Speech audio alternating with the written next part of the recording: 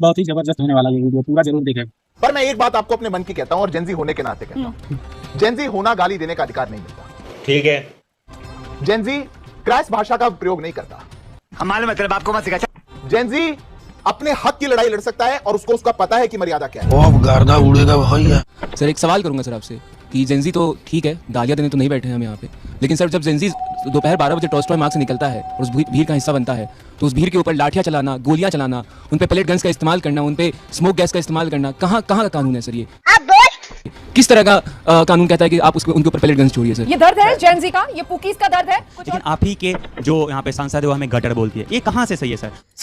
ससुर कहीं दो चार बच्चों ने कोई गलत भाषा बोल दी होगी, दो चार कहीं गाली वाली यूज कर दी होंगी, कहीं कोई एक आध पथराव भी हो गया होगा, उस छिटपुट घटनाओं को लेकर हम सारे जैन जी को बदनाम नहीं कर सकते। बात तो सही है। अब हमारे सिद्धार्थ जी को ये तो आपत्ति है कि इन्होंने क्या क्या नारे लगाए, लेकिन ये तो बच्चे हैं, जो मैच्योर लोग हैं, जो सांसद हैं, जो चुन के आए हैं, वो कौन सी भाषा बोल रहे हैं? उसमें आपको पीड़ा क्यों नहीं है?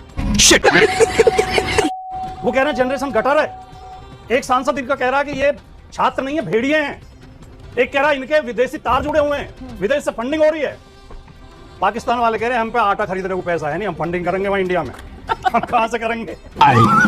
गाली दे रहे हैं ये बच्चे, इसको लेकर इनको जो कटघरे में खड़ा किया जा रहा है। भाई ये बच्चे गाली सीखते किससे हैं? मतलब इन्होंने गाली कहीं तो सुनी होंगी ना, घरों में, आसपास में, अपने बड़ों से ही सुनकर सीखते हैं बच्चे। सही पकड़े हैं। तो फिर ये जेन जी और पूरी की पूरी एक जनरेशन को आप कह दें कि साहब ये तो बिल्कुल गई गुजरी जनरेशन है, ये तो बिल्कुल निकम्मी जनरेशन है, गटर जनरेशन आप कह दो, ये तो नहीं चलेगा। मुझे क्रेडिट नहीं चाहिए कि जिस चीज पे आपको आपत्ति है वहां तक पहुंचाया भी तो आप नहीं। हाँ। शुरू के दिन बच्चों की आवाज सुन लेते, पहले तो कहते रहे पर्चा लीक हुआ ही नहीं है। क्या बात कर रहे हैं?